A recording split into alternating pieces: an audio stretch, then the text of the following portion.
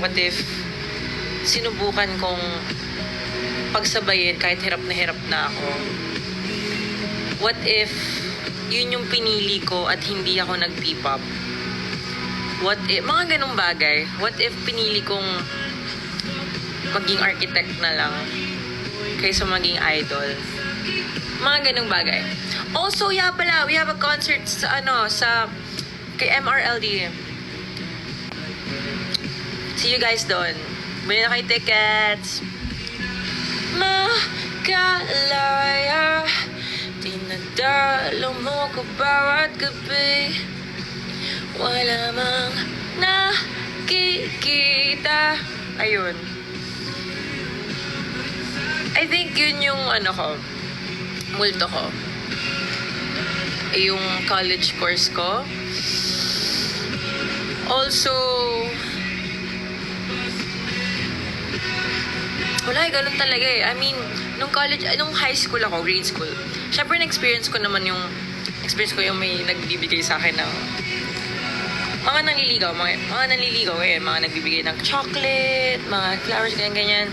I never ate a single chocolate, share ko lang. Pero, what if I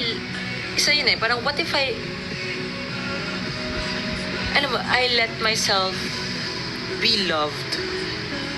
Kasi talaga, honestly, nung mga yung kabataan ko, bata pa naman ako, nung mas bata-bata ako, grade school, high school,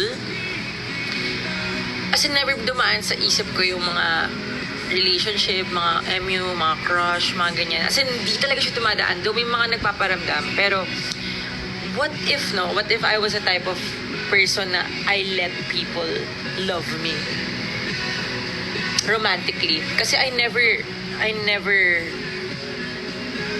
really, let anyone do that. Alam mo, gets niyo ba? So, isa rin yun sa mga multo ko. Pero ngayon, naiisip ko na okay lang din naman siguro na ganun. Hindi siya yung tipong multo na mababagabag ako tuwing gabi na oh my gosh, hindi ako nag-boyfriend, hindi ako ganyan-ganyan.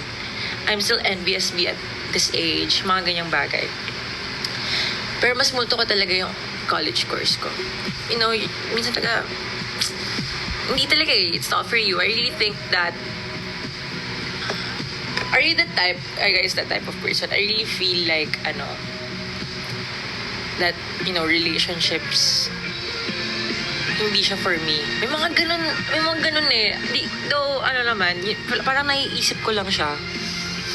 Parang, minsan dumadalan sa utak ko, like, I'm not really for relationship siguro. Mga ganung bagay. Pero you never know. I let go and let God. Nakilig ako. Magandang umaga. Guys, si AJ isang linggo lang sa college. Hoy, okay ka sa isang linggo, isang buwan naman. Okay, sa isang linggo, isang buwan naman ako, huy. Umabot ako ng midterms. Ito si Shanti. Umabot naman ako ng midterms, hindi ko lang tinapos kasi na-hospital na ako, darling. Hospital ako, guys, dahil sa pagod. Hindi ko kinaya talaga. Kung hindi mahina, kung kaya ng katawan ko, tutuloy ko talaga. Pero hindi talaga kaya ng katawan ko. General advice mo po bilang Archie student, plano ko mag-Archie pero natatakot ako. Pag-isipan mo, you weigh it. Parang, if you take this course, yes, mahirap siya. Mahirap talaga siya. One of the hardest. But,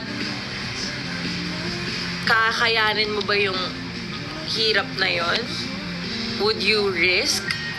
Or you want something na chill lang pero hindi ka masyado passionate? Kasi kahit mahirap yung isang bagay, kung passionate ka, magagawa, as in literal na magagawa mong paraan or kaya mo lagpasan. So you have to wait. Isipin mo sa sarili mo, gaano ko kamahal yung Archie, gaano ko siya ka-passionate, gaano ko kayang